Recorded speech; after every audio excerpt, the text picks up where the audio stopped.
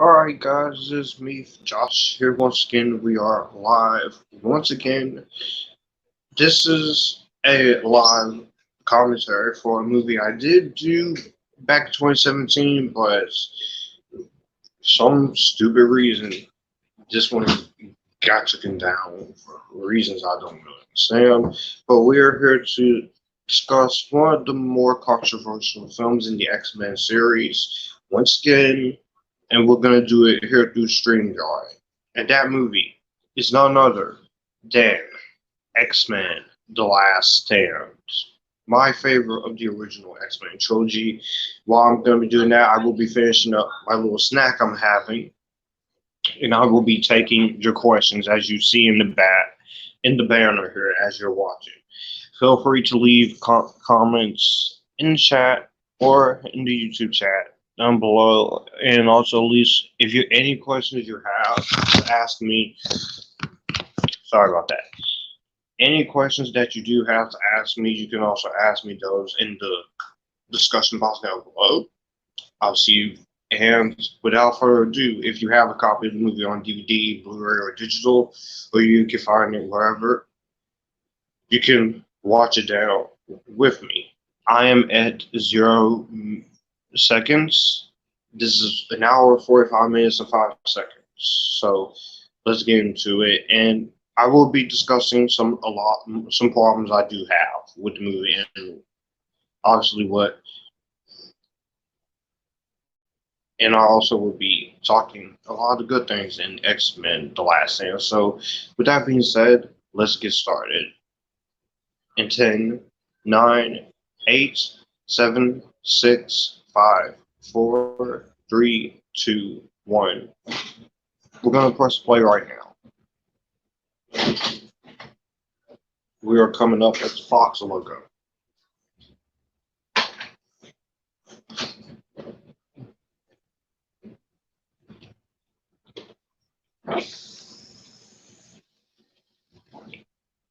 It's now 20th Century Studios, but at the time it was 20th Century Fox, so I am happy they kept that logo.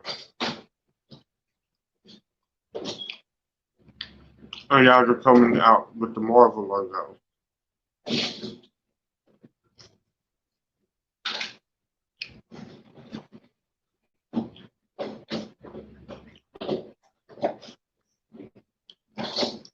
Now, from this opening shot here, 20 years later, 20 years ago, you could just easily set a bet.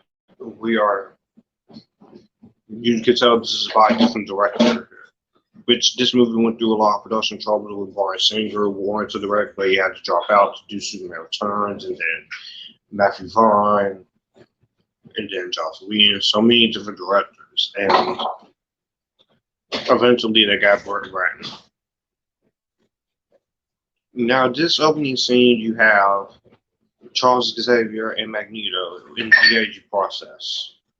This is the only time in the movie where Patrick Stewart is not roaming around in a wheelchair as Professor X, but Ian McKellen and Patrick Stewart, they are the heart and soul of the original trilogy, as well as Hugh Jackman. And then you have Jean Grey's parents.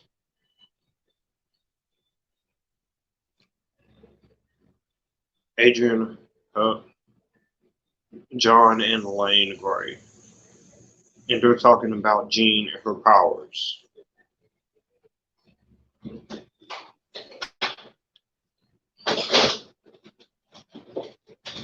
And here's Halle Ram as the young Jean Grey.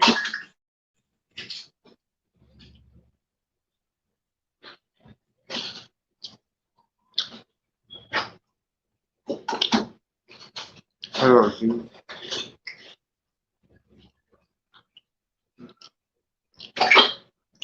First person watching. So, I guess it's gone now.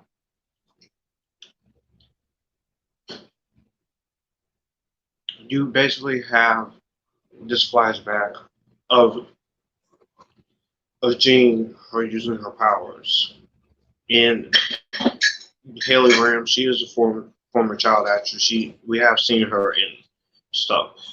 Stan Lee cameo, you can't really forget about those. This one is special. You have a great power there, Gene. But the question is, can you control it or let it control you?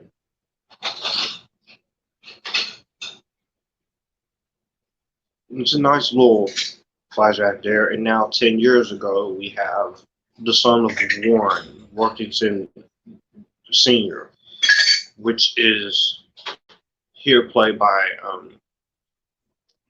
Cameron Boyd. Not Cameron Boyce, Cameron Boyd. And here you see Angel cutting off his wings and he's trying to hide it from his father. Because, as we all know in the comics, Warren Jr., he is basically Angel.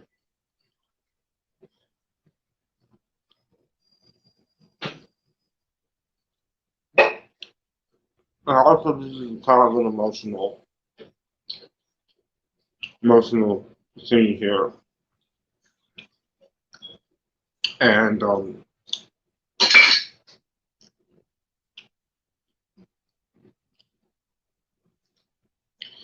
with him crying and his father telling him, you know, you're saying, Dad, I'm sorry.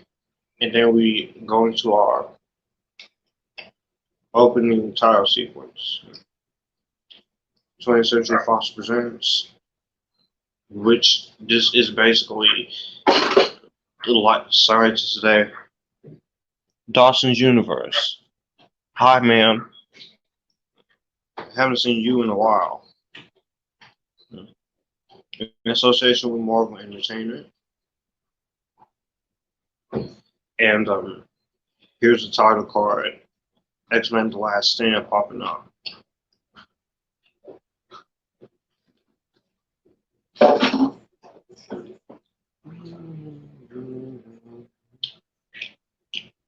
X-Men Simulation, the not too distant future.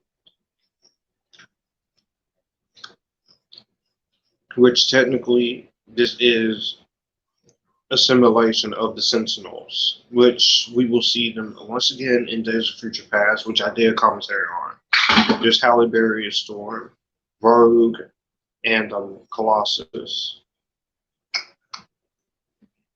Wolverine. Hugh Jackman. Smoking his little cigars.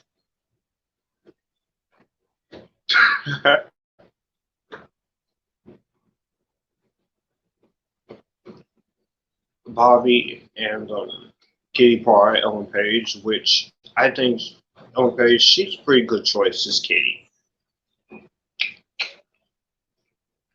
And then in the Paquin sees what's going on. Yeah, which I will get into my little complaint I still have.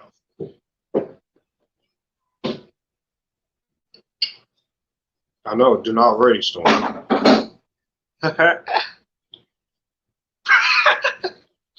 That was my last cigar. Logan. And then Logan is just going out. And he's instead of working as a team, he's just doing his own thing against the Sentinel. It's him, man. Yeah, good luck with that. Ooh.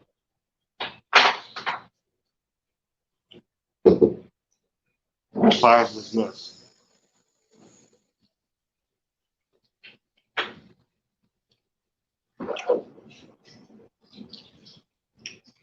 there we go. Simulation complete.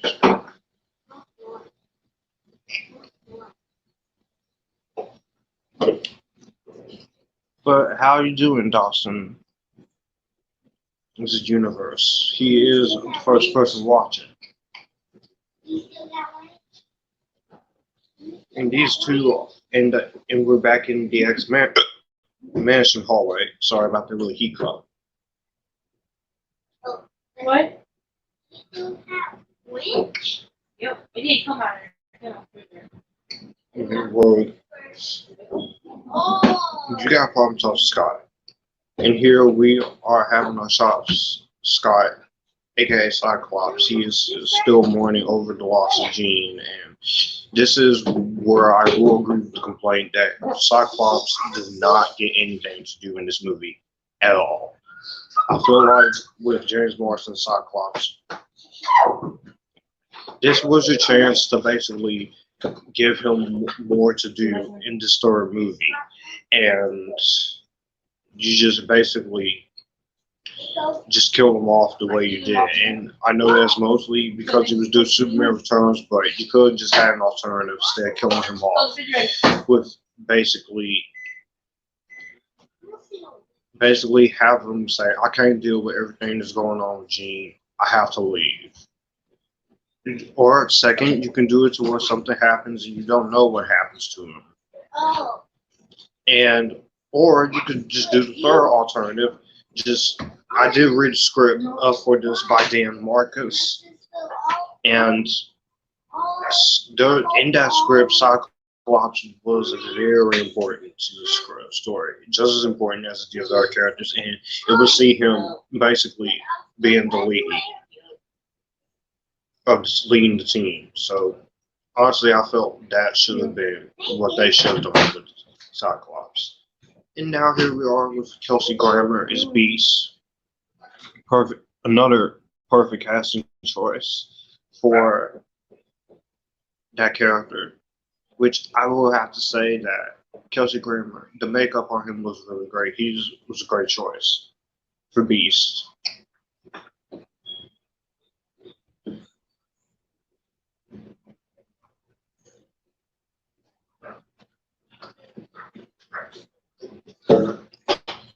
And here he is discussing with the president and the people.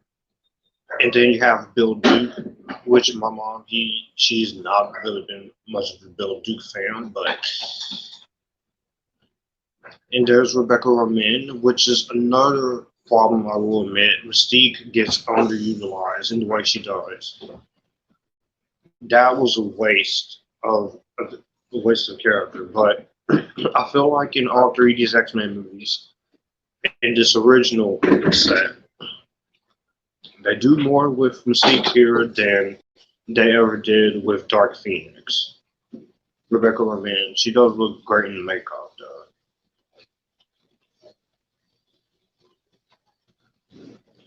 And here she is changing into the interrogator because she was basically stealing files. Magneto.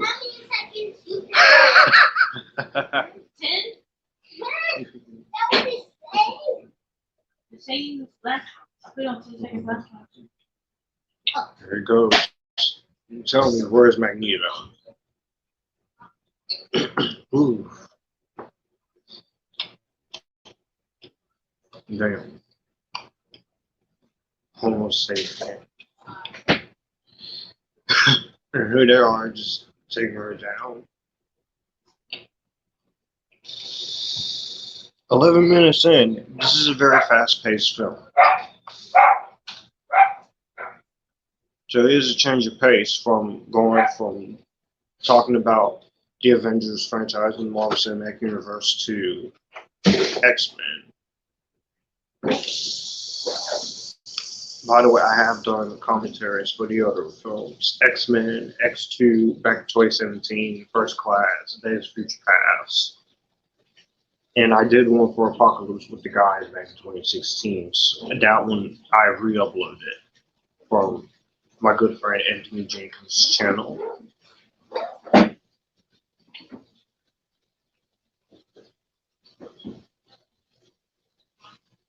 And here we are at the X-Mansion. Xavier is teaching a class. Another problem I do have, which we'll get into with Xavier, but when we get there. Because this and Dark Phoenix repeated the same exact thing with Professor Xavier. They're talking about mutant ethics. And there's Ellen Page.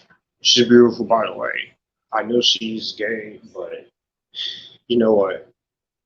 It doesn't really matter. Gay, LGBT doesn't really matter as long as the actor or actress does a good job. And there's more Miss Haggard. And yeah, again, he is teaching a class.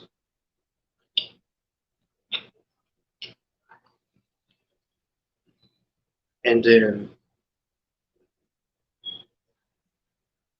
you see that the weather is changing from sunny to stormy, and Storm is basically Storm using her powers.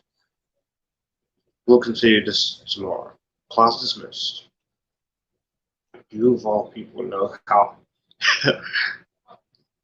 It's a good thing that Halle Berry, she did step up and say that she wanted more to do in this movie, and they do give her that. They gave her more to do, so that was nice of them to do, because I do feel like they were kind of utilizing her just a little bit in this conversation between Storm and Professor X is definitely one of my favorite scenes in the movie. We can't be students forever. Scott is basically, and she's basically explaining to him that they can't be students forever. Perhaps you take my place someday. But Scott, and here he is saying, Scott, when Scott changed, when Jean died, Scott basically wasn't himself. But you, of all people, know how fast the weather can change. Just something you're not telling them.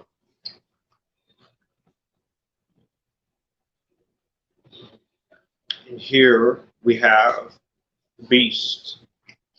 Once again, visiting his old friend. Again, Kelsey's great choice. I don't know why they didn't ask him to come back for X-Men Days of Future Past, but yet he said yes to Transformers Age of Extinction, which I don't hate that movie, but looking back at Age of Extinction,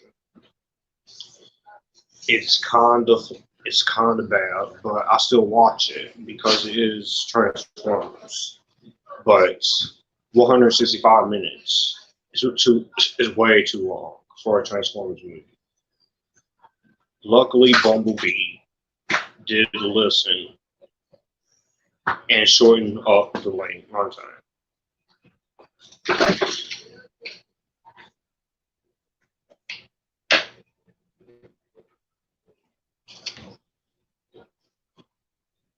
And also, he's finding out a cure. He's telling them that there is a cure from Worthington Labs.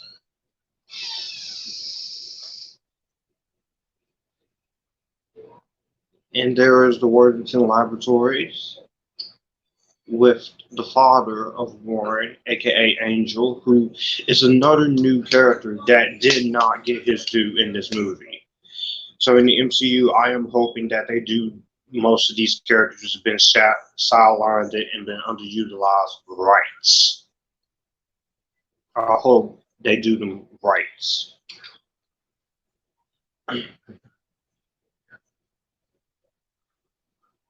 Warren Worthington the second. And then Anna Paquin, you know what? I'm just gonna go ahead and say it. Anna Paquin, she is gorgeous. She's hot as Rogue. She doesn't have the accent from the comics, but she was really important in the first movie, and she played such a big part in that first movie. And then the second movie, she got a little bit to do in the second one, but in this movie, what they do with Rogue still angers me to this day. Even angered me when I first watched it, because I was expecting Rogue to go and kick some ass.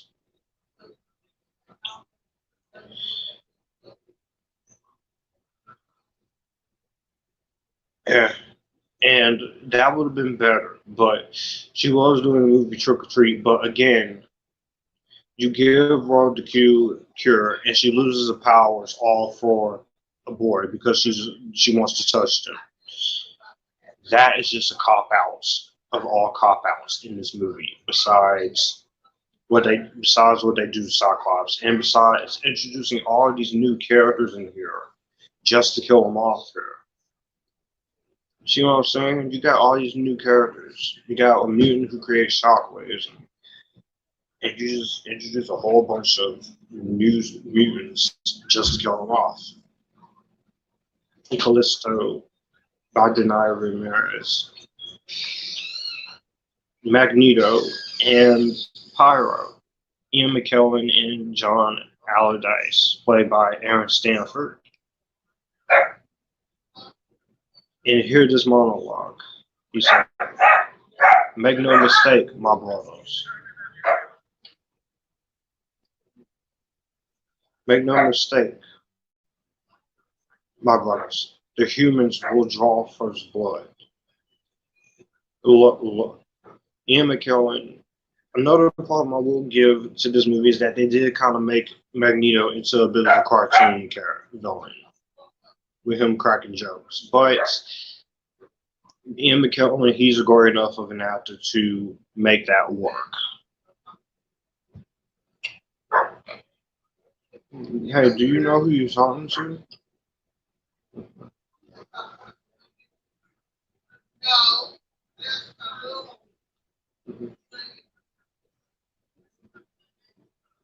I know you control metal.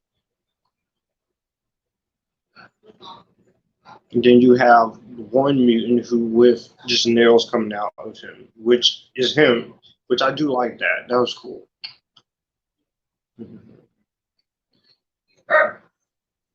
she runs pretty fast, kind of like Quicksilver. And then the one girl with the hair in the background, she creates shockwaves.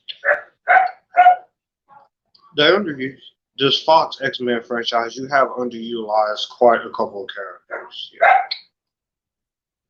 in all these movies. Jubilee, Psylocke. Here you have basically declaring away Magneto to jail. I mean Mystique to jail, and she's transitioning into different people. I'm the president of the United States. Mr. President, oh, Mr. President, shut up. And then the little girl.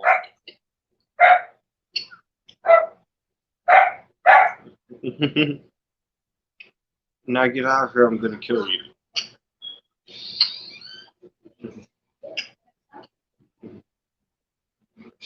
I'm gonna kill you. And we're going back to Rebecca Romijn.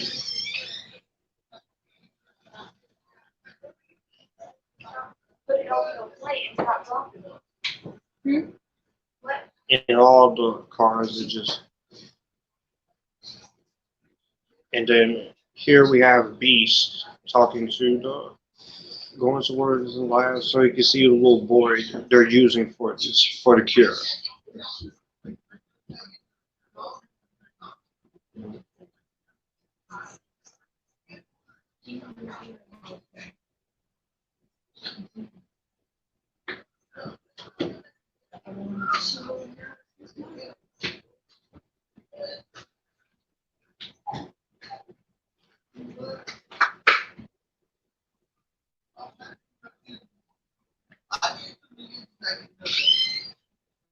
And there is Cameron White's Leech.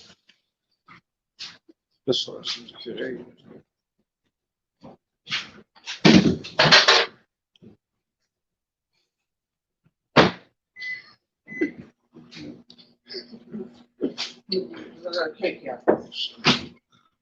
Sorry.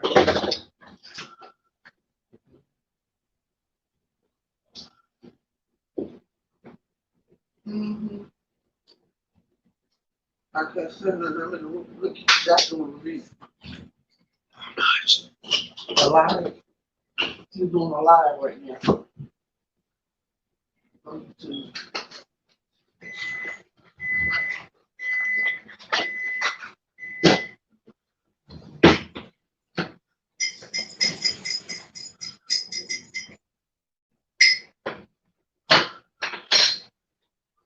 And here is, yeah, of course.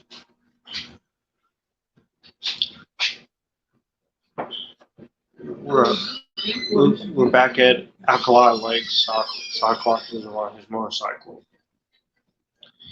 And he's trying to find Jean Grey's body, which this is where the big bad negative does come into play. As I did say, when he was the X-Men, you should have just had him leave, or just have it to where he does play a big part here. And then when he sees what Jean is doing wrong, he decides to come back to the X-Men and fights and take charge as a leader.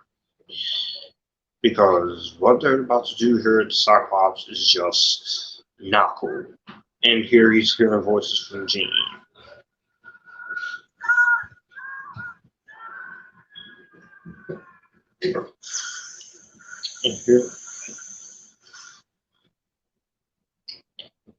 And he has created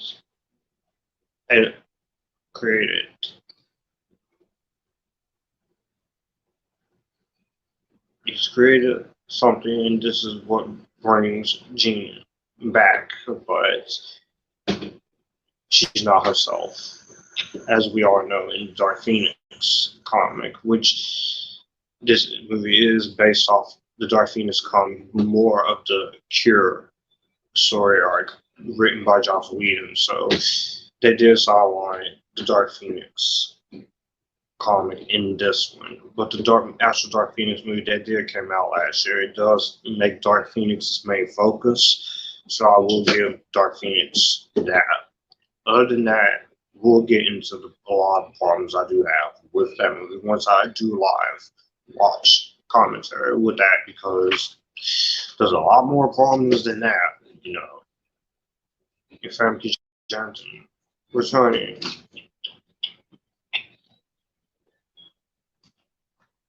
and you think everything is fine and she's okay, but not really.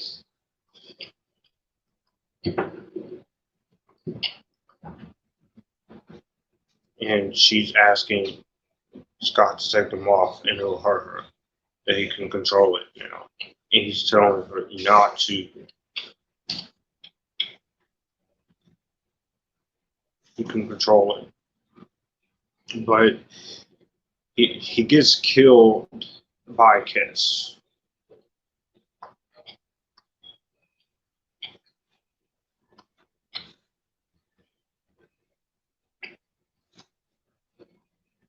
And here we do see first signs of the Phoenix persona coming right in. See what I'm saying? Watch.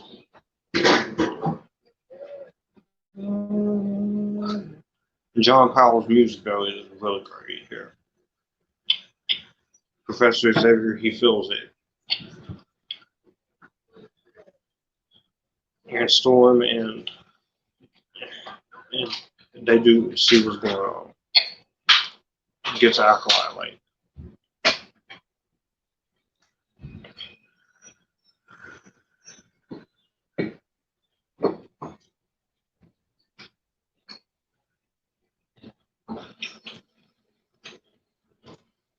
Seeing what's happening here.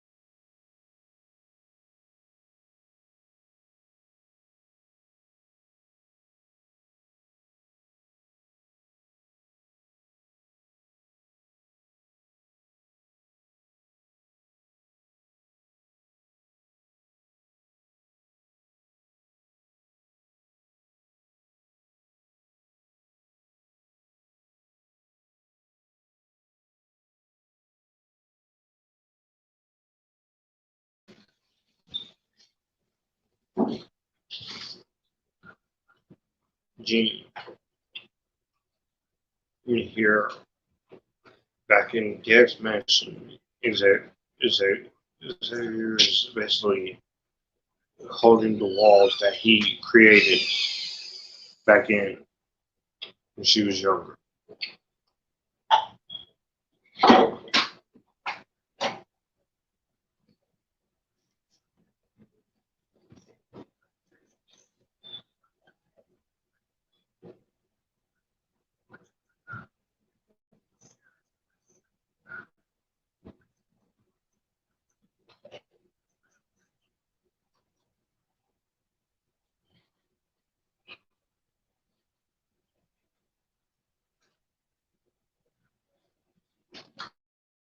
Here, he finds out that what Professor Xavier has done when she was younger.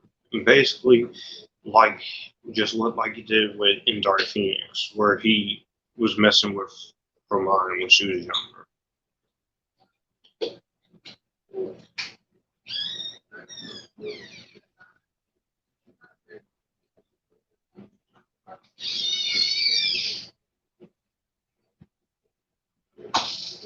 I'm trying to control. What are you talking about? This movie just made Professor Xavier look way unlikable because of what he did to Jean's mind when she was younger. I don't have to explain myself to you. It was for her own good. I had terrible choices to make. I chose the lesser. I don't have to explain myself, or at least not to you. Which that was just going a little bit too much. Which he was just messing with someone's mind, and when you mess with someone's mind, you're basically doing the same exact thing you did in Dark Phoenix, pushing down all that pain and anger.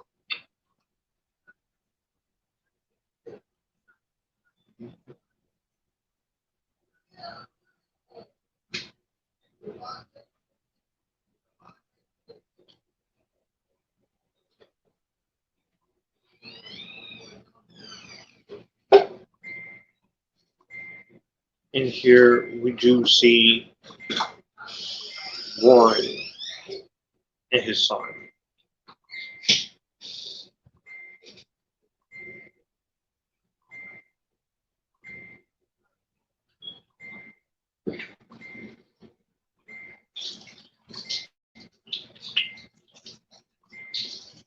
And there's Ben Foster as Angel.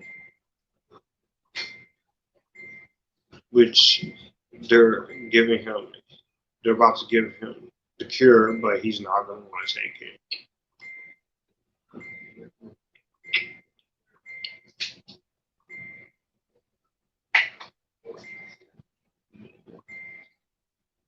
And he's scared to do it. Which Angel does not really get much to do, which is a shame. And there is the cure.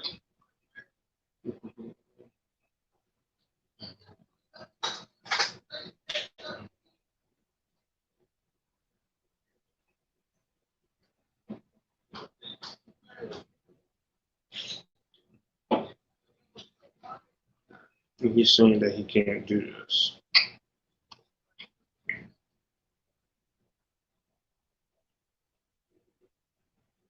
And he and his son, they can't do this. And he's about to release his wings. Everything will be fine.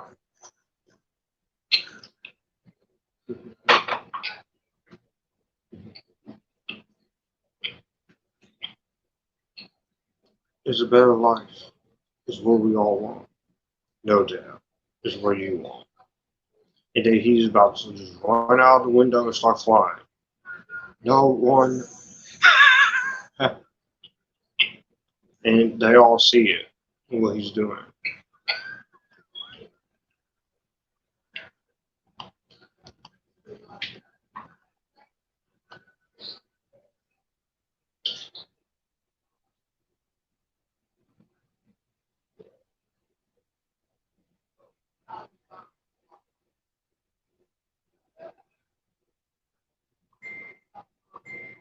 And they're still trying to take. And there's Magneto, where he's just has his helmet on and crashing cars with them in it.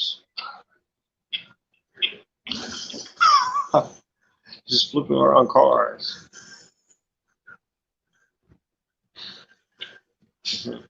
And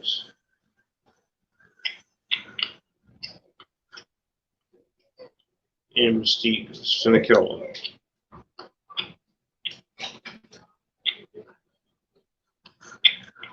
Charge yourself.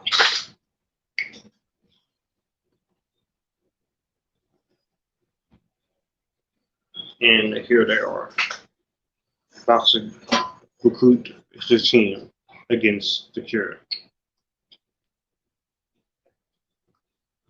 I found you looking for the source of cure's mutants.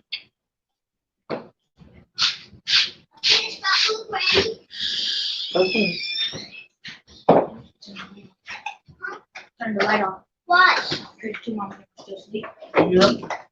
No, what else?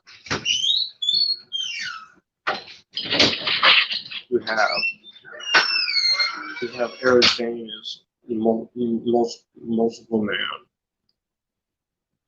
I'm in.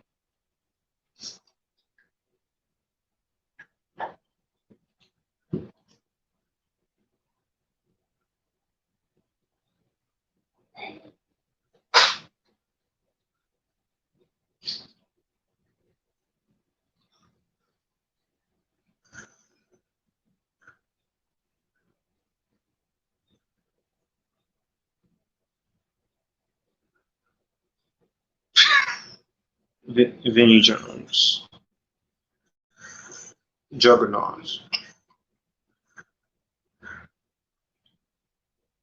And here, one security guard is about to shoot Magneto, and again, this is where they just underutilized Eric.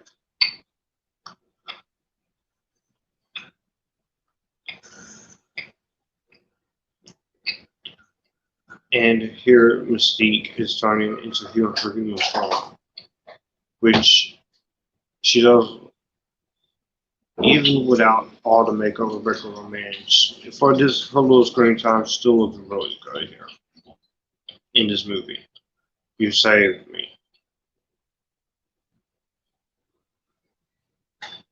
Eric, I just hate how Magneto he abandons his most trusted ally.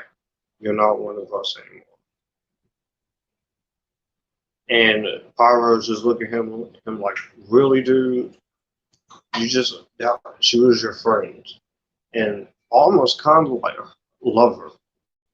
Oh, and you just abandon like that.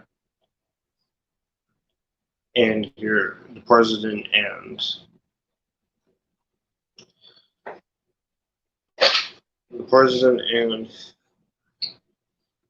B start having a conversation here.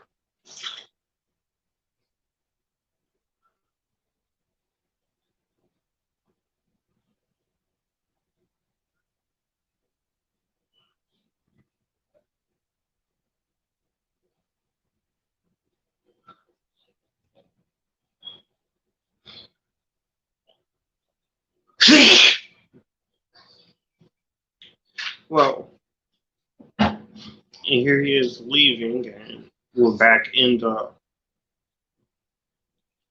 X mansion in the room where he's keeping Jean hostage, and this is where Wolverine is basically trying to see if Jean. What are you saying? That was funny. Then she's focused on, she wakes up and she sees. And she basically sees Mystique, Wolverine. And she's asking, am I okay? And it asks her how she feels.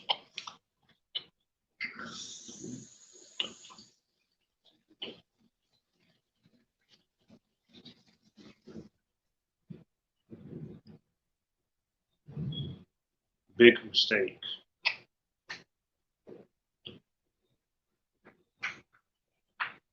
Read his thoughts.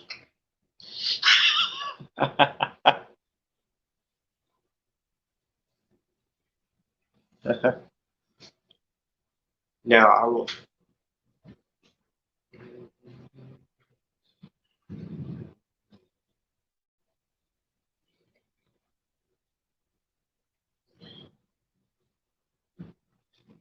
Another thing, problem I do have to acknowledge with this movie is Wolverine. They did make Wolverine into kind of a lovesick male, which he's just pining over Jean when this entire movie, he had this entire movie,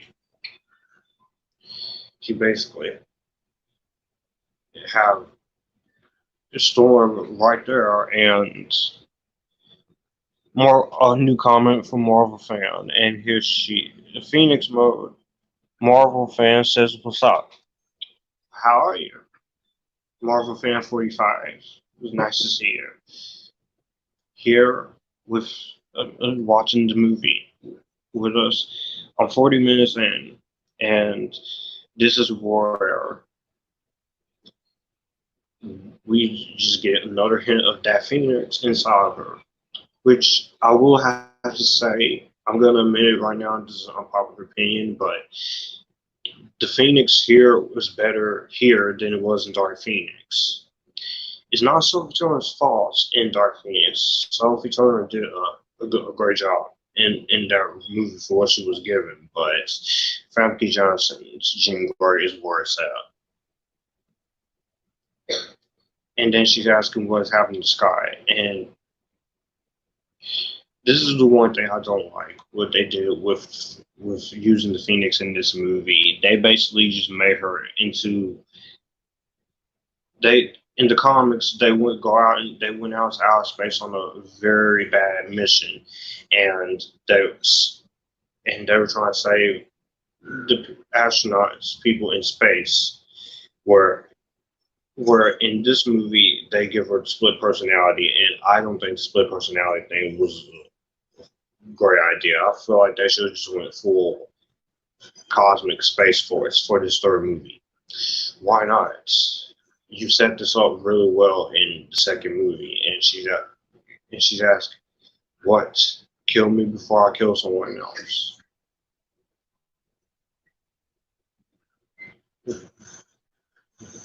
And here she's just stuck. The professor, help, he can fix it. I don't want to fix it. And then she just left.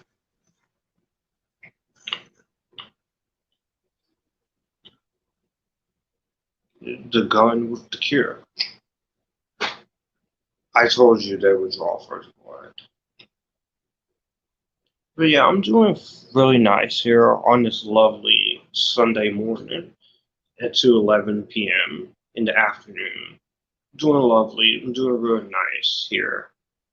Got some reviews coming out for The Invisible Man and Fantasy Islands. And I will be recording some more reviews. I do have a review for Holmes and Watson,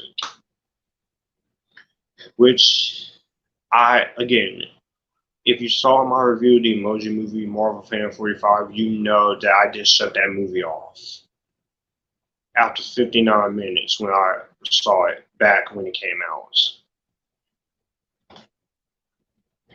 She went to go see the professor to the house. I think she killed Scott. It's not possible. Not the I warned you. She's going back to the old house, and she's blocking him out.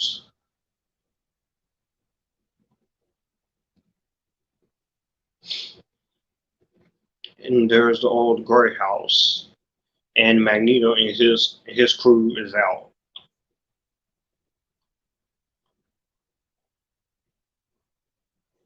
Magneto and his. I'm sure because they're no friend. I don't want any trouble. Nor do I.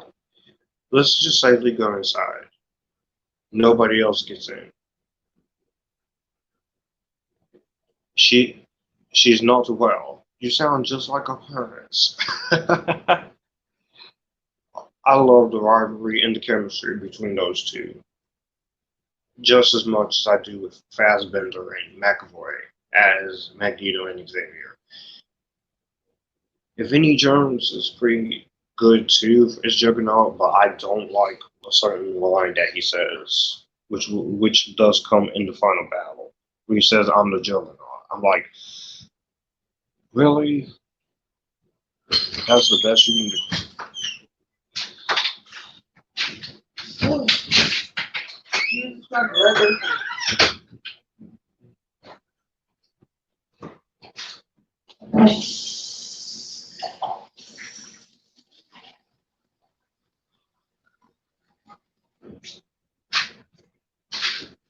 Professor Xavier and Magneto are trying to talk to Jean and try to get her to come home, and Magneto's just intervening as always. He wants to patrol. He wants to help. Absolutely nothing. Eric, stop. No, not this time. You've always thought of that. You're here.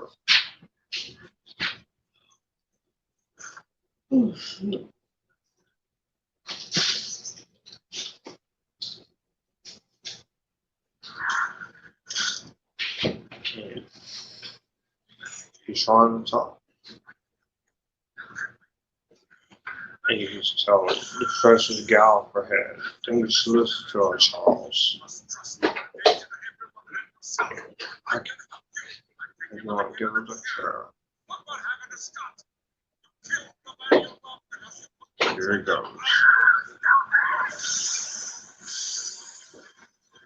This is black.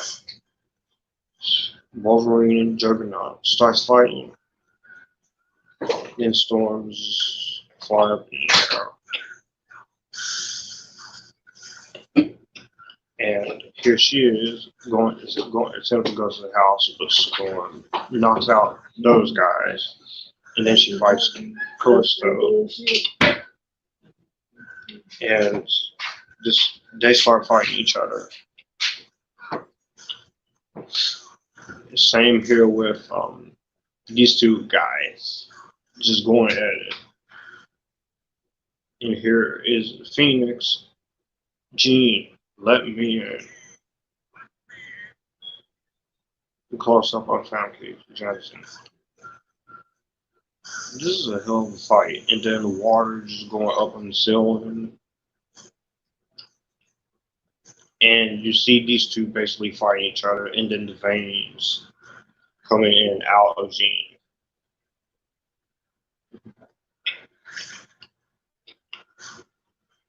Here she is, destroying the house and getting ready to disintegrate him.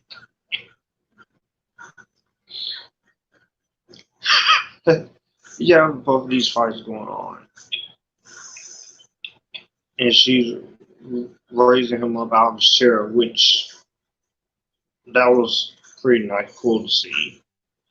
But the way they did it in Dark Phoenix is kind of hilarious. You see, I'm making a lot of heavy comparisons to The Last Stand and Dark Phoenix because they both tackle on the same story. Dark Black Eyes. And there she is starting to disintegrate them, and Gene's so. And the house is going up in the air, water, and then they're all hanging on. And she's trying to get to the Professor. And Xavier here, she's slowly disintegrating.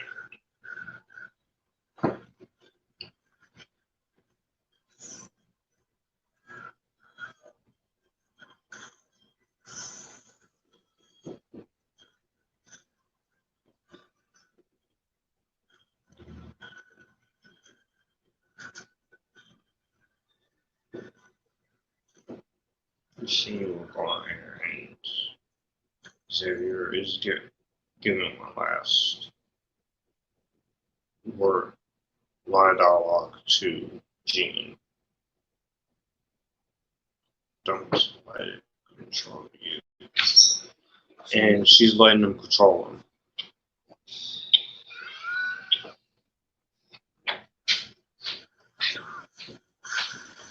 There it is.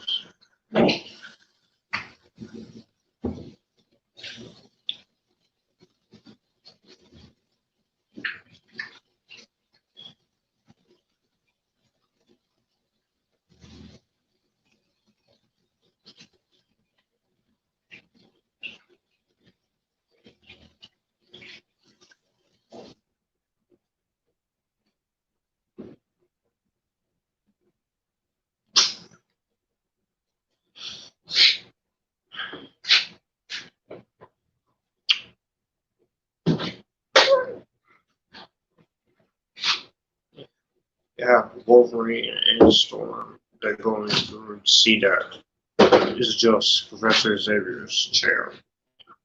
And they both start crying because Xavier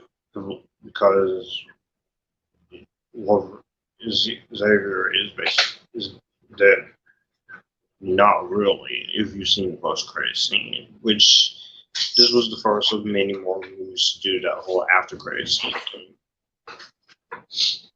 Back at the Dance Mansion, where they are, is basically Xavier's funeral. I think so. Kids, so the kids ate some Shuler, Liam and some, I think it is some of that. Come look. What the hell? Twin!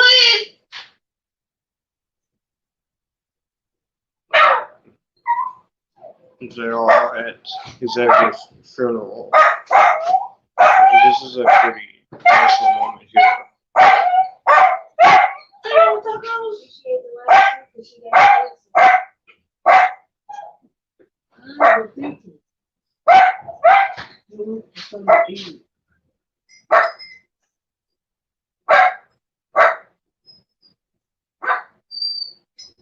And they both crying. Oh, everyone's crying because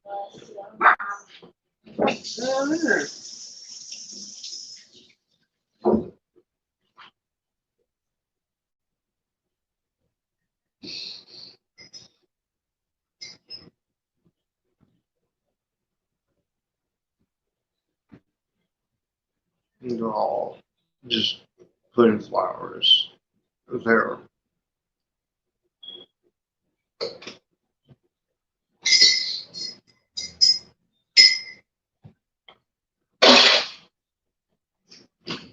Where car go? Back in the room.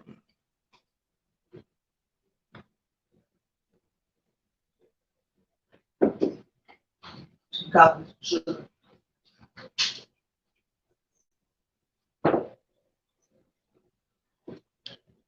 Bobby and I do not care for this whole love triangle between Rogue and Iceman and Kitty. I prefer him with Rogue, but of course you know what happens in this You got some bacon in there. I fell in that refrigerator with some of the other. movie. Magneto basically just joined his group. We got some bacon in there. And We got some eggs in there. We put some bacon in there. Magneto takes. We'll get back to Magneto, but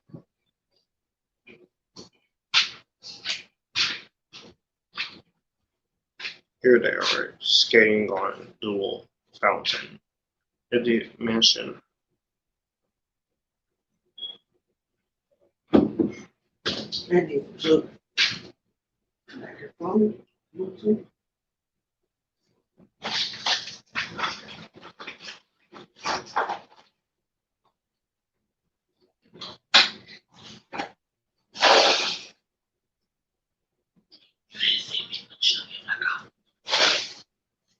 You're not supposed to. I know. You know, also ate two.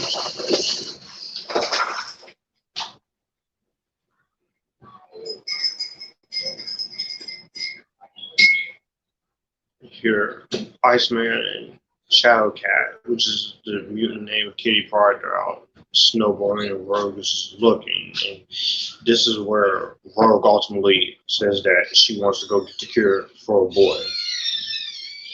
Which this is the stupidest move of Rogue of this entire original trilogy and in this entire franchise. You just really underuse her here to the point where she has to go get a cure all for a boy. I get it, Anna Paquin was doing another movie, but if you had to, you could have done more with Rogue. This is the third. This was at the time the last movie in the X-Men series with this set of cast members. I hope you're not doing this for some boy. Look, I'm not your father. You want to go, then go. Be sure it's what you want. And you could tell that he really does care about Rogue. And as a friend, which has been set in stone. And thank you, Logan. She'll be back. Again, stupidest misuse of Rogue in any of these movies I've seen. And here we are out in the forest, and this is with, of course, Magneto and his little crew. Which I'm about to just go ahead and just lay my $6 on the table. It's a figure of speech. I don't really have $6, but Magneto just sits here and then takes him and expects him to join his group. I'm basically just sitting there like, you just, first of all, seen your best friend Xavier get killed. You show no sympathy. You don't cry about it. That's the negative when it comes to Magneto here in this movie. After Xavier's death, you just basically sit there and kill. Basically sit there and just, you don't really care. The tranquilizers of the cure. And she's using it against him. Gene, stop.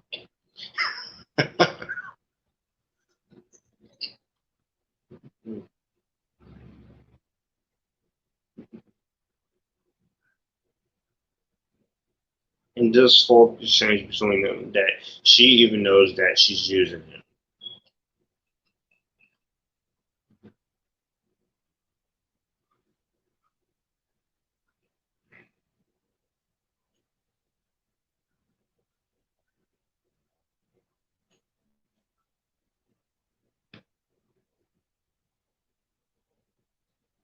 And then also, I love Pyro's reaction about Xavier, which again, it does fall back on Magneto because again, that's best friends. Xavier and Magneto, especially in the comics, even when they're fighting back and forth. Charles Xavier had to die for I could easily tell that Simon Kinberg, he was just given a job here. Zach Penn basically just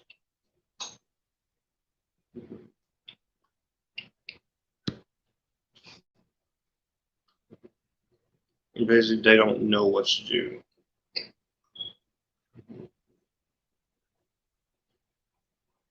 And most of them they don't have a home. The mutants they don't have a home, and then Warren shows up.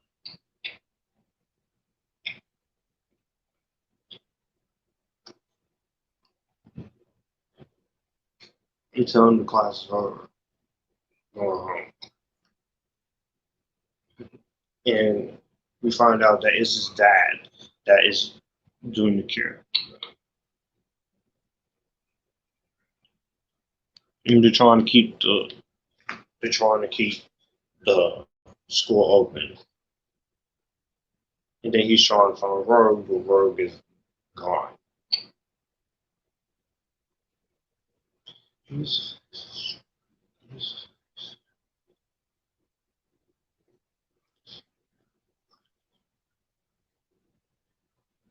It definitely just shows that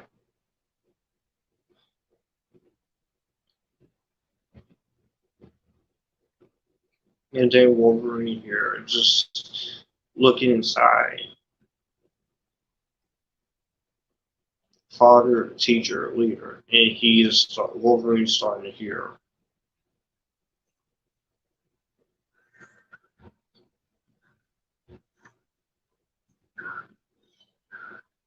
He's starting to hear Genie as well, and he decides to take upon himself to leave.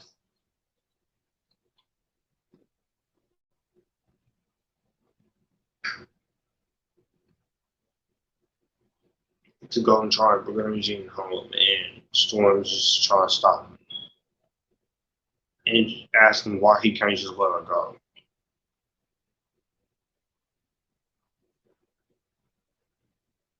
Because he's a lovesick baby, that's why.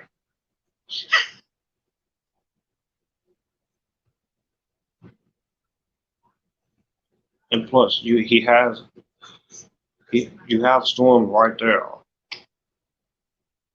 You ain't flirting with her. She made her choice. It's time to make ours. If you with us, then be with us.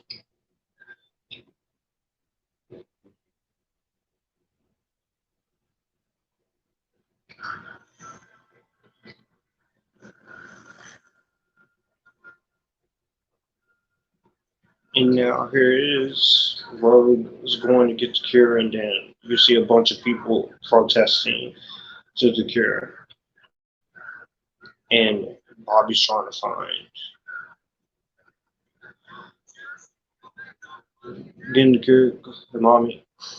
I'm looking for someone. Oh, I get it. Your girlfriend. And then she won't get the cure. And Bobby's hands and ice and fire. You gonna fight me, Ice Man? You will. He's gonna make a move.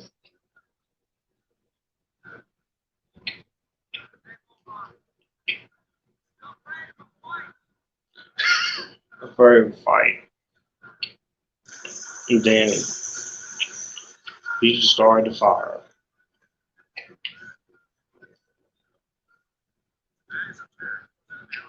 And then Magneto issuing the threats.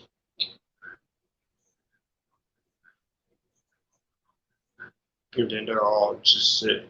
The whole kids, including Katie, are just sitting there watching.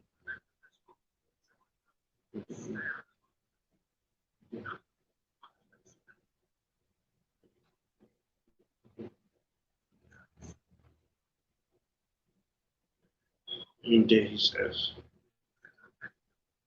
if Magneto's a war, we'll get one.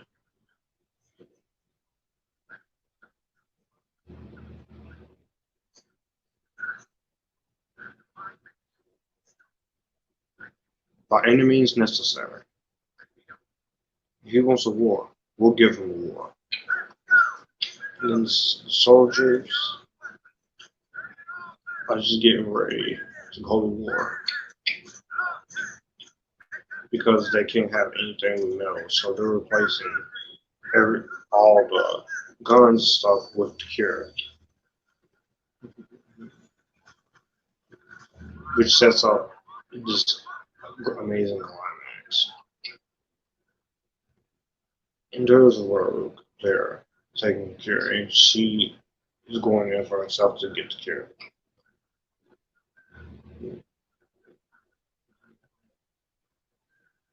And a bunch of other mutants.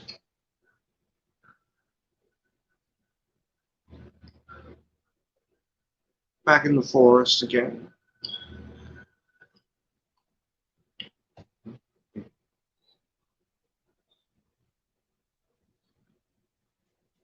You know, Wolverine is there trying to find Jean. And then Claus is coming out. And he sees some Magneto's army coming. Meet one mutant there, and he just shot him.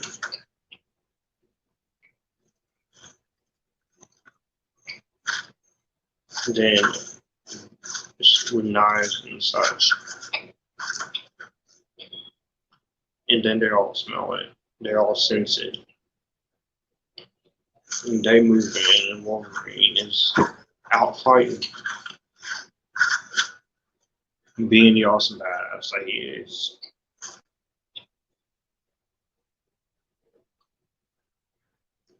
This is awesome. Here.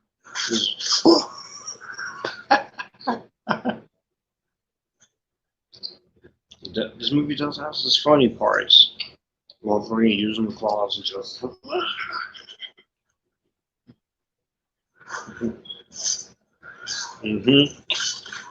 Just slicing and dicing it. A little taste of his Wolverine power, which Logan does go as full Wolverine mode.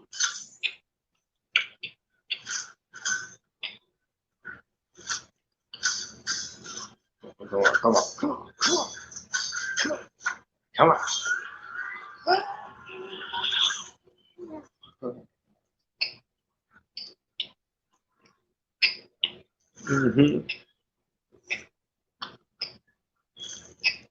All he does is heal from it.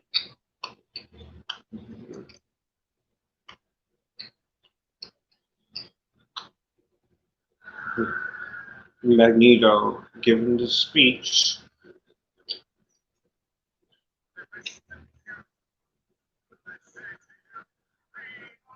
The cure.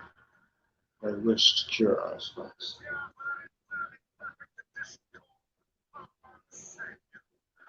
Almost suffering.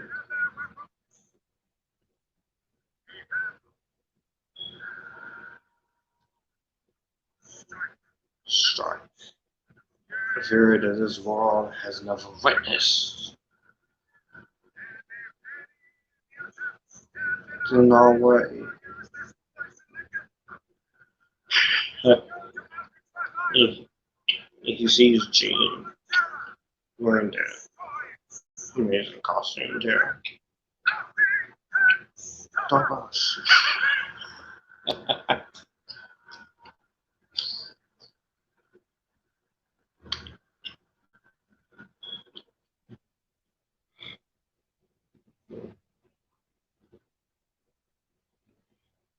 Ingenious. And then Magneto started stopping.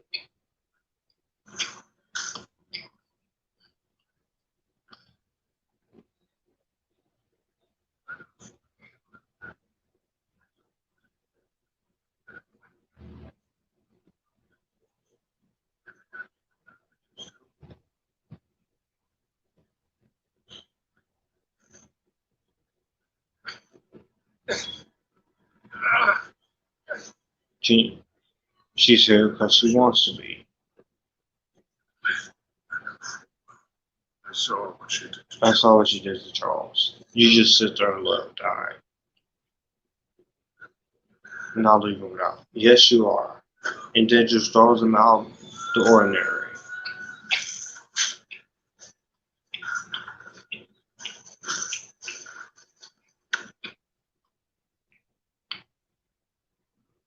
And here they are all just at the White House trying to figure out how to take him down, and Raven is now cooperating with them and giving them everything they need to know.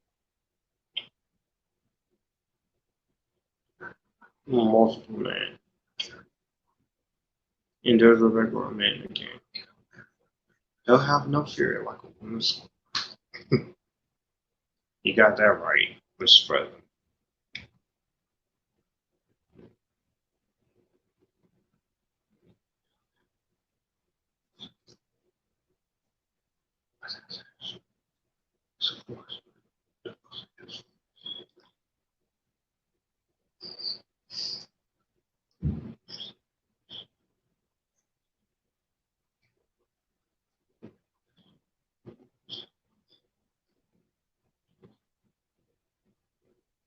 A group of mutants, but it's only just one mutant that they find, and it's not even Magneto.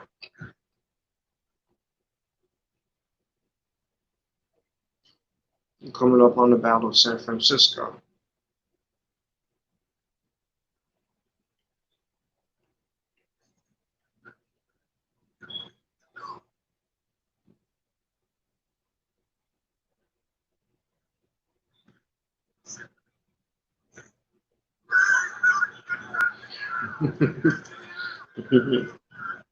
It's, they're all just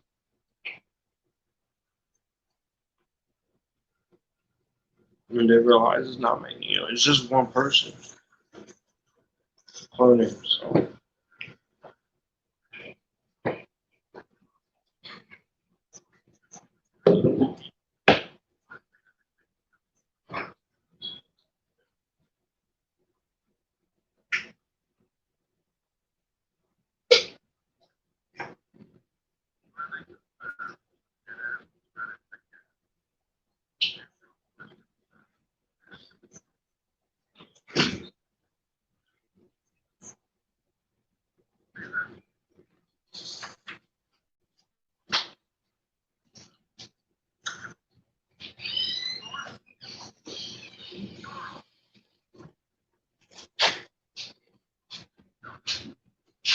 It's a really big energy.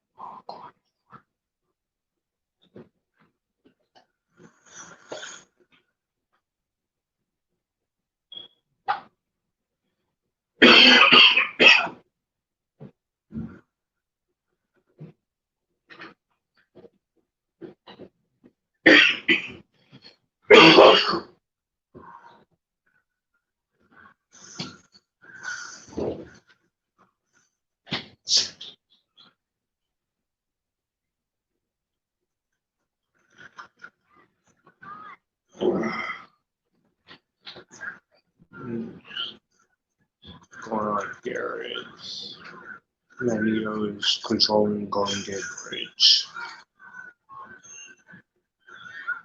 And the lost Angel running trying to go off the bridge because he's about to tear the Golden Gate Bridge apart so he could use the gold wings and labs. Magneto and his whole team of mutants is going after words and lives and deserve against cure and war of races.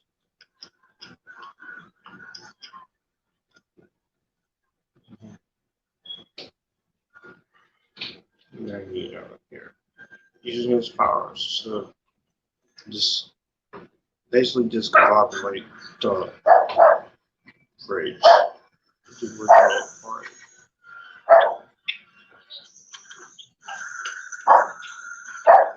And people are running to see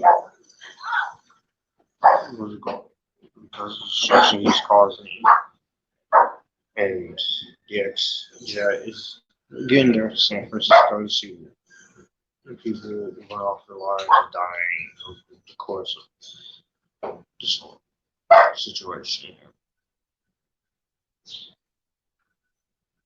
Charles always wanted to build bridges. That was pretty bad. One attempt at humor there. The soldiers are there seeing what he's doing.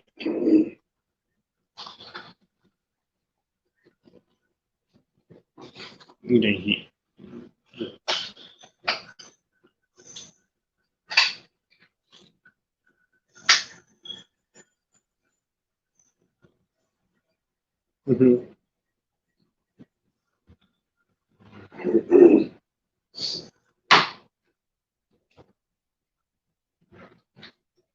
not pretty good attempt at humor at all.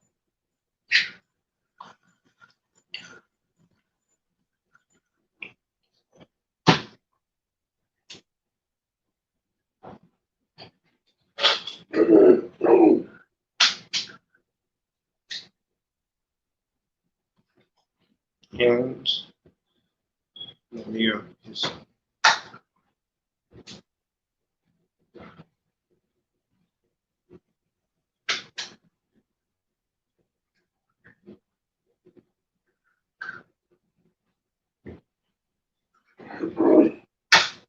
they're all going around. So we're in slabs now. It's nighttime, so they're all are. And this is where the boys being Tolerance and Labs Corporation are in the field. And they're starting to fight.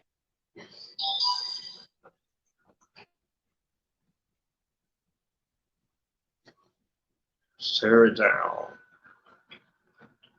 And first group of mutants going down there and fight towards labs. Also, I did forget to mention at the beginning that there's Nightcrawler is nowhere to be found here because he was a pretty cool character in X-Men 2, but this movie, they didn't bring him back because of Alan coming. Something about he didn't want to go through the process of makeup, and every single mutant that they're shooting them down, the mutants down with the cure, and giving each of them the cure to live normal lives, and just a whole army of mutants is falling down because they have been injected by a cure. And it's a pretty intense action moment here. Hey, what's up? Hold on 1 second. Hear me? And they're destroying Magneto is finding everywhere possible to stop the cure, and she's using shockwaves to basically clap. Just taking out their guns with the cure on it, behind it. Hello? And then they see Hello? what's going on. Here's blind by beasts. Oh my stars and Hello? stars. Which that can be used Come on. nowadays. And Come on, hello? in order to get the mutants Hello? and God be with us. Another Hello? team of mutants is going around fighting. Come on. And this whole, I really like this whole fight about. Hello? It's really fun, really awesome here. And Hello? the Doctor and Warren Senior is just going around. What is it?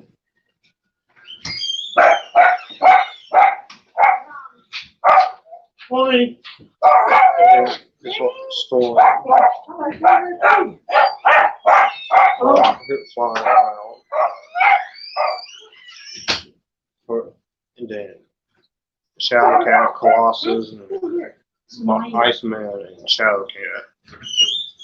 The Wolverine is taking charge.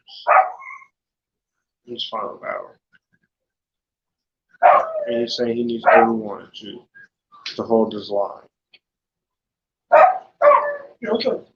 And here it is. They go into war.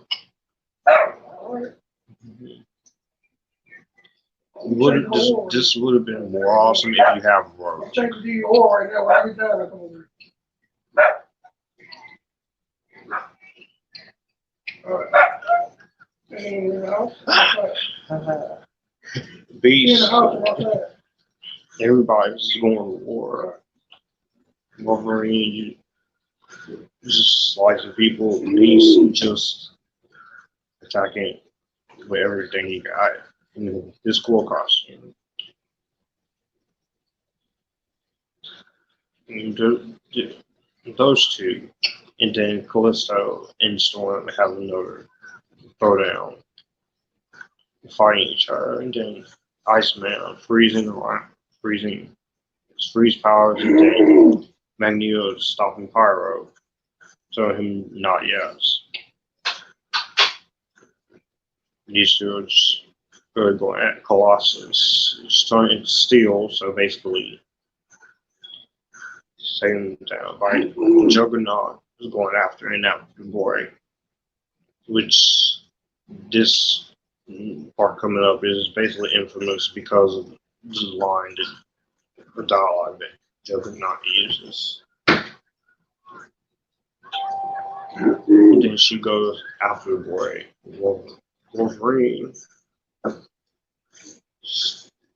He's cutting off the one mutant's hands and just kicking. Goes back.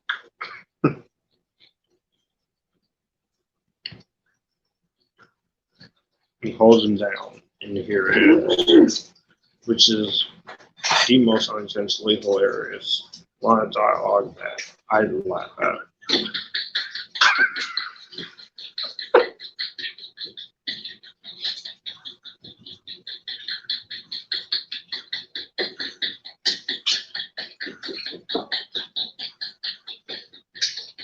And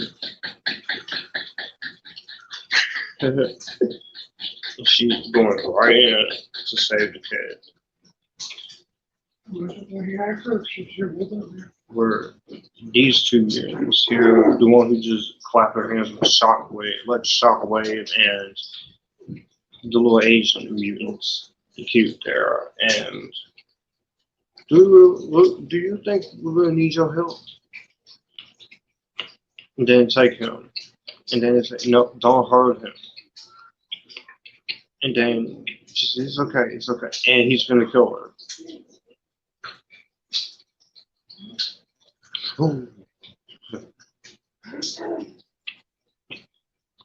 Wow.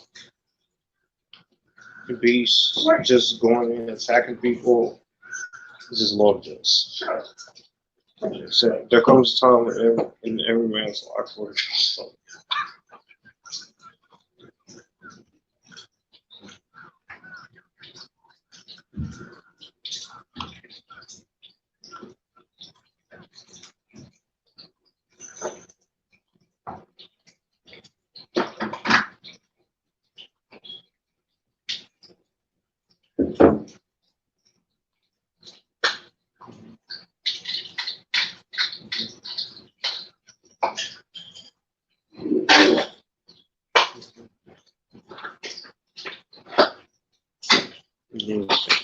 hiding.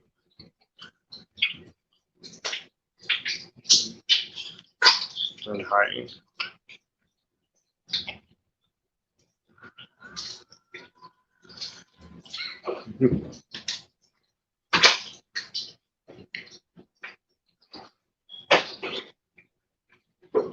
Very good. Do you really think you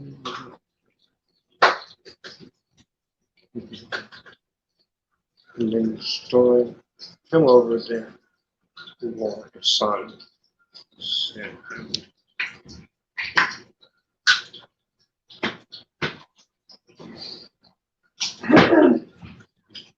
Then they're still going at it. And then she's about to use electricity, and she can kill her. And there's Callisto.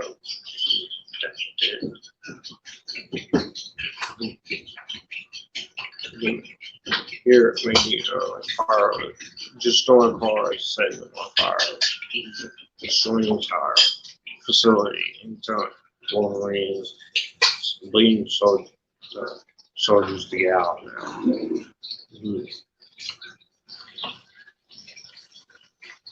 Finding all cars of any means necessary.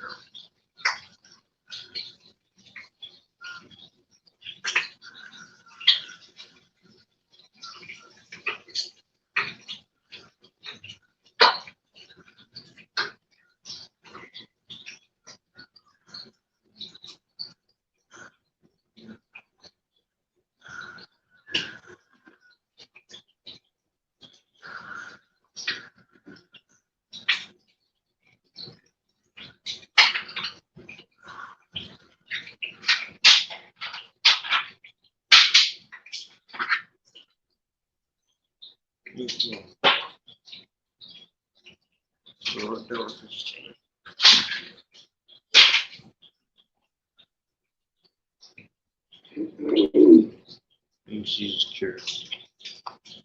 Beast. I just found her now. Pyro is still. They're still throwing the cars and lighting them on fire. Bobby, you think take out your friend?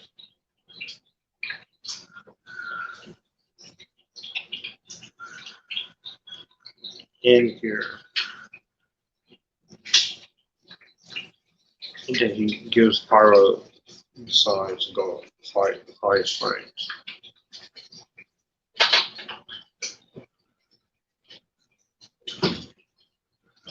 She's basically taking off the wind and fog with her powers. And Pyro and Xavier and Pyro and Iceman start using the powers, and then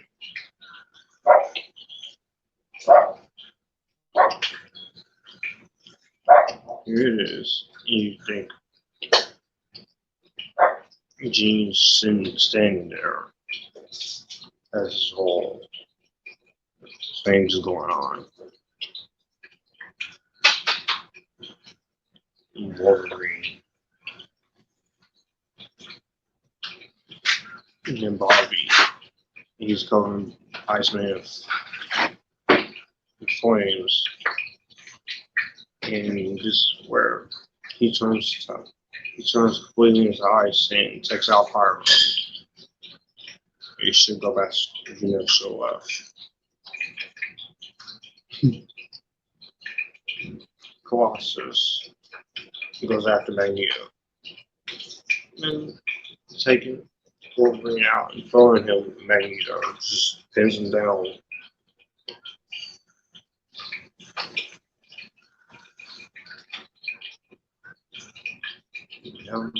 Dude, Ashley, and then the Beast just stabs Magneto with the chair.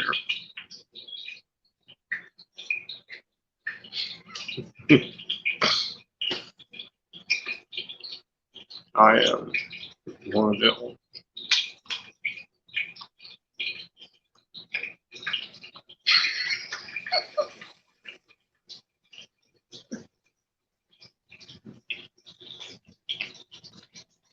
He's looking at Gene, saying, "This is what they want."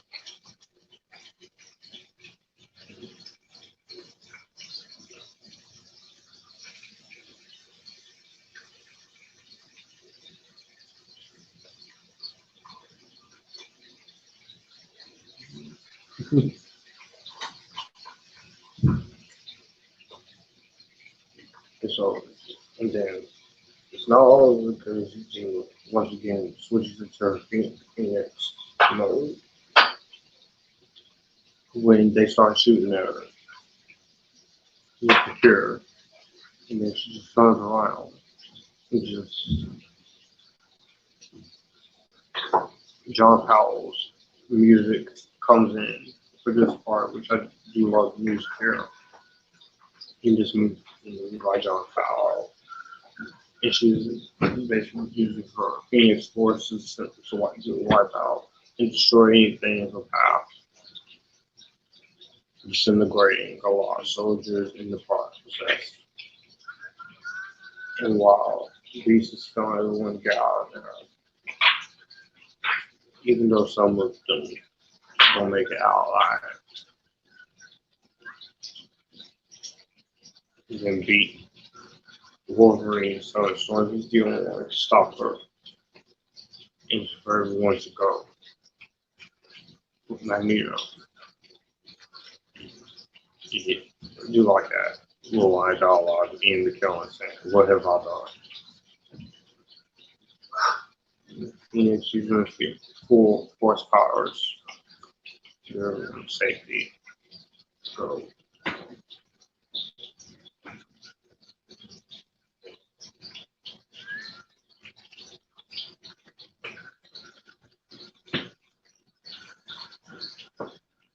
tearing down the entire works and labs.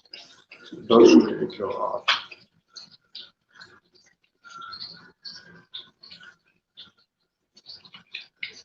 A lot of destruction and debris and fire. That's just coming out. And now it's just him and Ingenious, and he's going to her, and she's disintegrating him, but his healing factor is still working.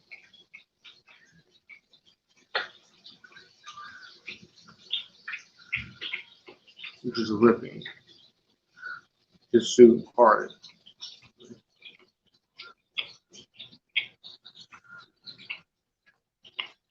Which this is pretty dark for PG-13. With Wolverine trying to go over Gene, but she uses doing anything she can to disintegrate him. It does not really work.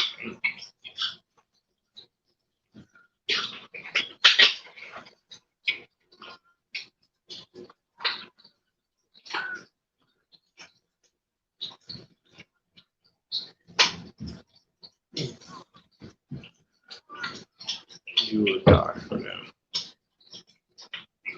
No, for them. For-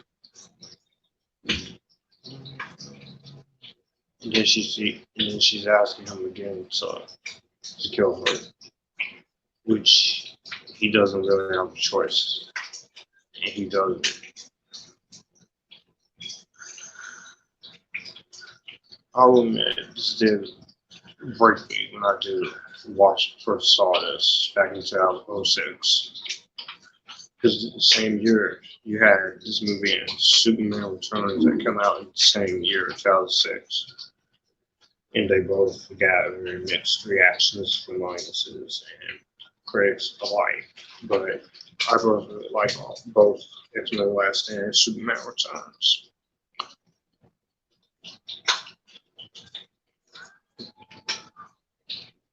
Wolverine is crying. There's the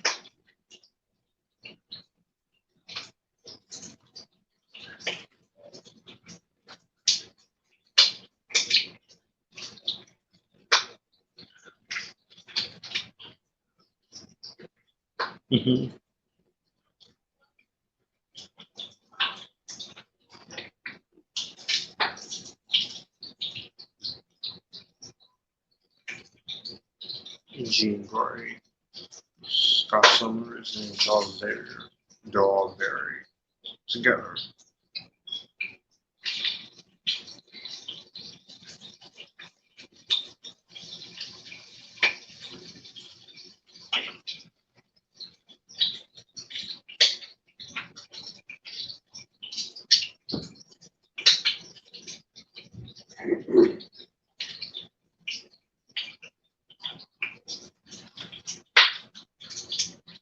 And then Rose back, and she explains that she has a spirit.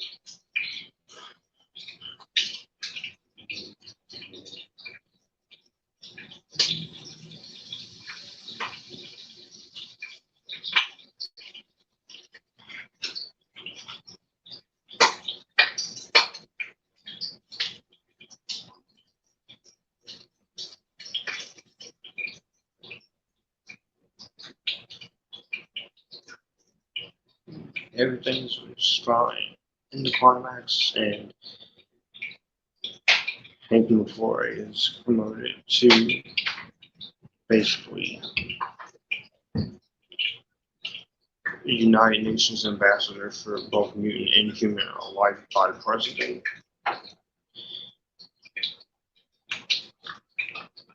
And way to go for a ball. Anything more because I'll see it, everything is safe.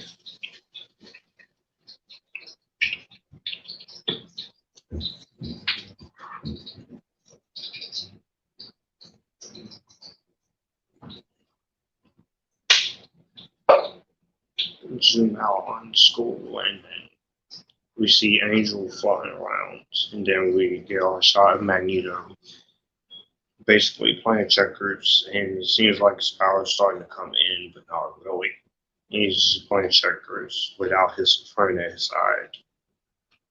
And then we just go straight into our credits, which, again, this is a very fast-paced movie, so it is not really long to fly there.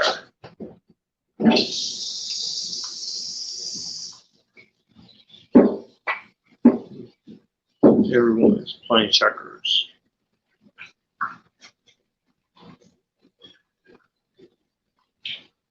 Which is always nice to see Xavier and the professor, Xavier, playing checkers with each other.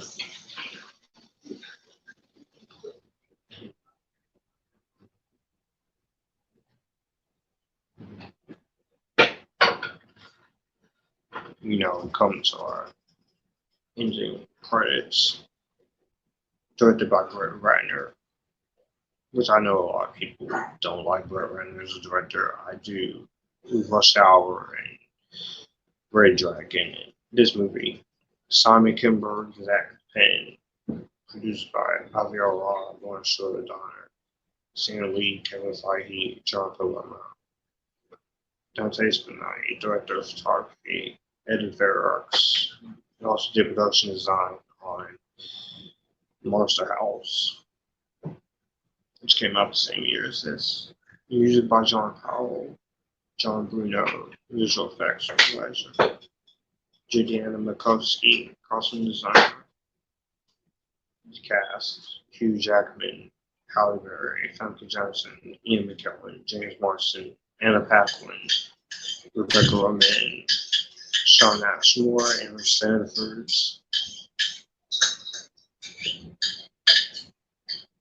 Kelsey Grammer, almost let them out. Vinnie Jones, Patrick Stewart.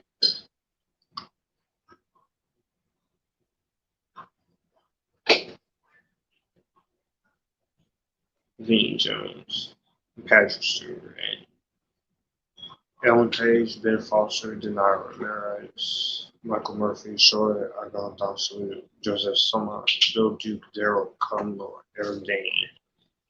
Donner's Company production, a Brett Ratner film. Which, despite all the production trouble that X-Men The Last Stand went through, because this movie did go through a lot of production trouble, basically the case of somewhat studio interference, but it's not as heavily bad as most movies with studio interference. Like Justice League, which I do still like. I still love Justice League.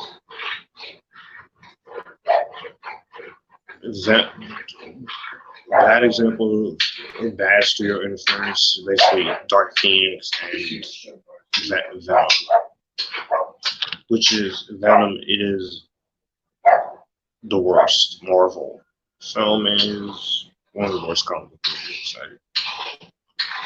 I hate. Yeah, I basically. Y'all, I hate Venom. The 2018 movie Venom. By the way.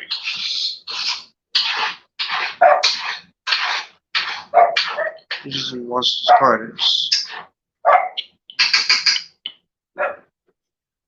Ken Cosinger stunts. Fun fact. He didn't know that.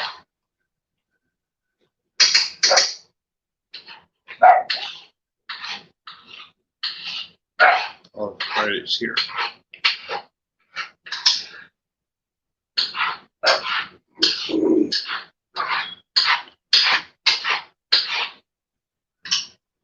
Stay calm.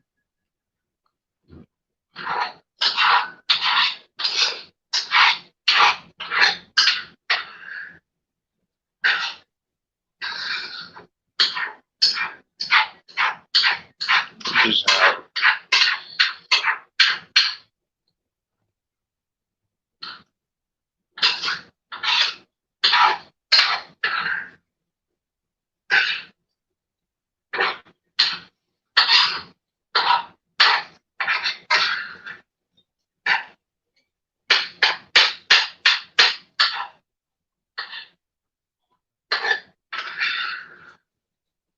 spectral motion, makeup effects, Rick Baker, makeup effects consultant.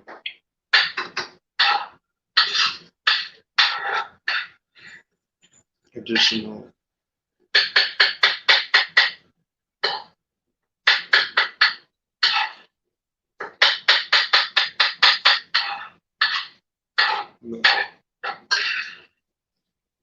motion control visual effects by Weather Digital Wellington, New Zealand, and also done special effects on Lord of the Rings and The Hobbit trilogies, respectively.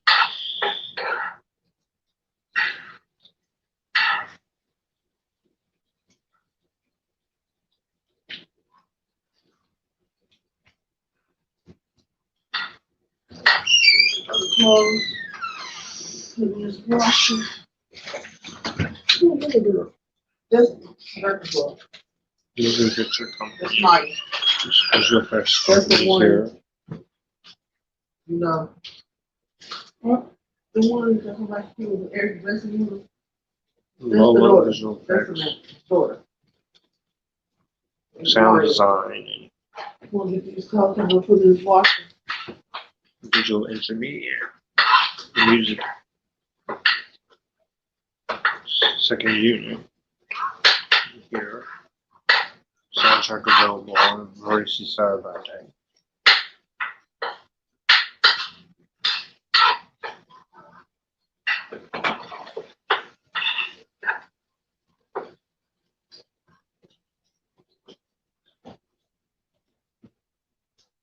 Call of Duty Pitfall.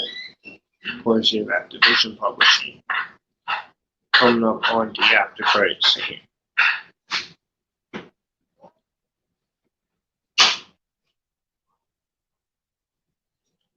More Taggart in another guy's body, but is really Professor X in that person's body. And I guess that's it for this commentary. Live stream. I'll see you guys back on the 8th when I'll be doing a live audio commentary for Shazam. Stick around for more videos. Keep it cool as always.